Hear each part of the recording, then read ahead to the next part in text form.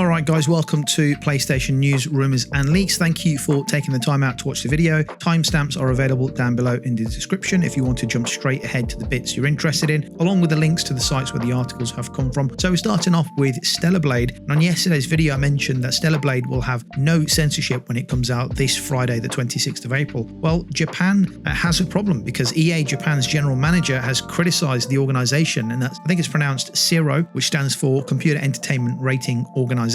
EA Japan has criticised CERO for granting Stellar Blade a release in Japan but banning Dead Space. And for those that are not aware, Dead Space was banned from Japan as it was considered too gory and gruesome. Shift Up's upcoming PS5 title was given a D rating by CERO, which means that under 17s cannot purchase the game without parental consent. However, Dead Space Remake was refused a rating, which means that it was effectively banned from being released in Japan on consoles. Sean Noguchi took to Twitter and argued that the gore scene in Dead Space is similar to that of Stellar Blade. Sean took to Twitter and he goes on to say, "What do you mean, CERO?" Noting that he thought Stellar Blade demo was a lot of fun and full of action. "CERO, you said that our Dead Space was no good because the cross-section of damaged parts and internal organs were visible. But here you can see both cross-sections and insides, so I'm not convinced you're using CERO. Just to add something to avoid any misunderstanding, I have no ill will towards Stellar Blade itself. It was fun and I recommend you should buy it." This is purely a complaint about the ambiguity of the review process in Japan, and I can give many examples of the ambiguity that is prevalent in the review process for other titles as well. Dead Space launched in January 2023 across all platforms, however, was refused a rating for Japan. I think Sean does have a point there. Both games seem to have similar levels of gore and gruesomeness from what I've seen of Stellar Blade's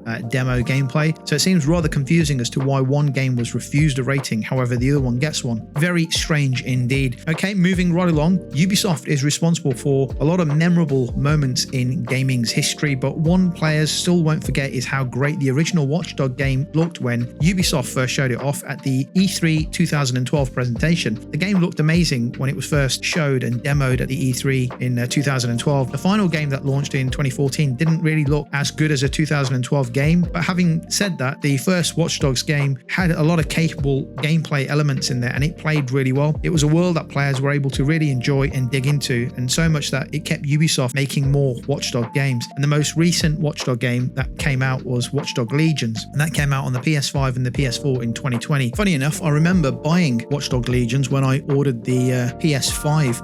I pre-ordered Watchdog Legions because it came out around that time, right? Holiday 2020, kind of autumn, Christmassy time. And I remember at the time there was this whole big thing about the accent thing that Ubisoft was doing. I think they used a handful of voice actors, but then used either the AI or something to manipulate it into different accents, and it sounded awful. But I mean, to be fair, it was okay when it first came out. The concept was good, but I think the novelty soon wore off and moved on to other games. Now, according to a leaker who has previously been right about the Ubisoft properties, Watch Dogs as a series is no more, including the next game, which we were meant to get from the universe. The leaker, I think his name's pronounced X Jonathan or XJO Nathan, whichever way you want to take it. I'll call it X Jonathan for now. He made the claim that Watchdog is dead and buried, along with what they call a fairly original battle royale game that was set to take place within the Watchdogs universe in response to someone asking a question for an update on the franchise. X Jonathan pins the blame on the lack of success of Watchdogs Legion, which could very well be the case since Legion's launched. However, Ubisoft has made it clear that it will focus more on its biggest franchises, which really means Assassin's Creed. There's also the fact that Legions was developed by Ubisoft Toronto, which is now working on the Splinter Cell remake. So with the return of Sam Fisher and work on the next Assassin's Creed game coming their way as well, the team at Ubisoft Toronto might not have the development time or the team available for any extra work. So it looks as though Watch Dogs could be dead in the water for now, dead and buried as they say. It could also just be that Ubisoft will return to it when it feels the time is right. For years it remained one of the publisher's biggest franchises, so there's no exact date of death we can put on the series until Ubisoft comes out and says it won't ever make another Watch Dogs game. What a crying shame, because Watch Dogs was, I always thought it had brilliant potential, and people argue whether the original game was better than number 2 or whether number 2 was better than the original. But what is clear is that Legions really let the franchise down and didn't have the success that Ubisoft really needed for them to justify continuing the series for now anyway. Perhaps Ubisoft will have time to go back to work on Watch Dogs once Splinter Cell Remake has been made and released, but time will tell. Anyway, let's move on. Microsoft currently dominates the PlayStation Store best-selling games list, thanks in no small part to its acquisition of Activision Blizzard. Spotted by Tweaktown, the list somewhat contextualizes Sony's struggle to prevent its rival's purchase of the Call of Duty publisher. Tweaktown noted that as of late, 7 of the PS Store's top 25 sellers are Microsoft games. It's worth noting that the list changes frequently based on factors like new releases, prices, and so on. Additionally, the list also may vary by different regions. However, titles like Call of Duty remain popular across different regions. Last week, for example, the 7 titles that popped up on the PS Store's charts included Call of Duty, Overwatch 2, Sea of Thieves, Fallout 4, and 76, and that's thanks to the Amazon show, Minecraft, and Grounded. So since Microsoft purchased Activision Blizzard, all 7 of the games just mentioned are its first-party titles. And at the same time, 5 of the top-selling games in the list are published by Sony Interactive Entertainment, out of which 2 are third parties. So of PlayStation's 5, 2 of them are third parties. Helldivers, which yes, it's a PlayStation IP, but it's developed by Arrowhead Game Studios, and Stellar Blade, which is in the top 5. I think it's down to pre-orders. That's made by Shift Up. If we just hold on for a second and let's just be honest, let's look at this with some context. The fact that Microsoft games are at the top of Sony's top 25 games list is fairly obvious why, right? As a third-party publisher, Microsoft intends to put their games everywhere, and since many PlayStation gamers do not own an Xbox, and let's be honest, not many people do own an Xbox outside the US. I think it's like one of the worst selling consoles in history. Most of those gamers are getting to play those Microsoft-owned games for the first time on their PlayStation, giving people another reason why not to invest in an Xbox. Great. Good job, Microsoft. Way to go.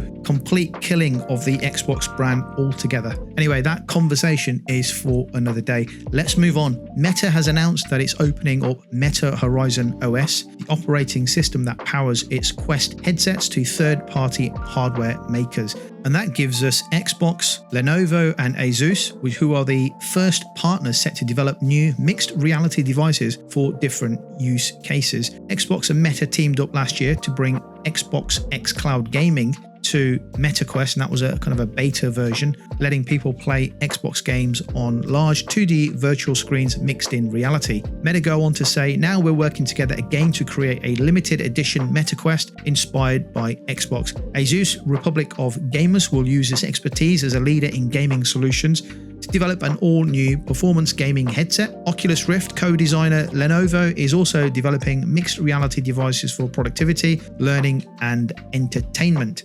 CEO Mark Zuckerberg also said in an Instagram post, you can imagine a lightweight headset that pairs with your computer on your desk to provide the best work experience whether you're at home or anywhere else you go.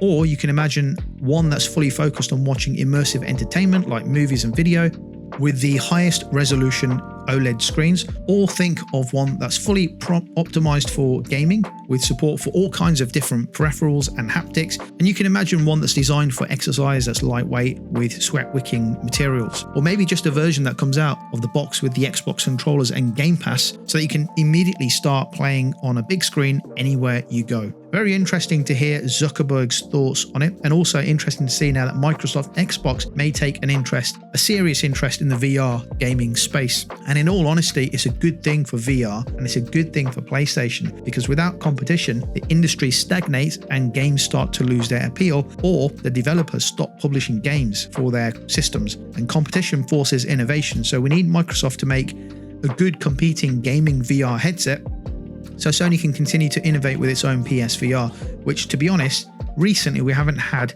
much information from PlayStation about the PSVR.